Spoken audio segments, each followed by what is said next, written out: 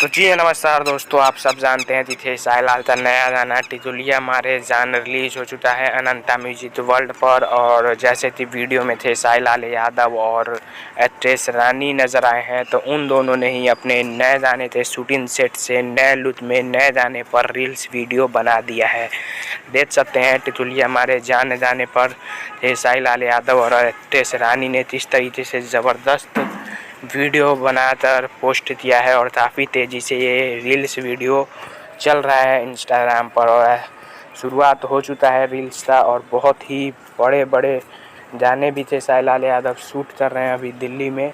तो आप लोग तैयार रहिए और एक से बढ़कर एक धमाका आप सभी के बीच में होने वाला है।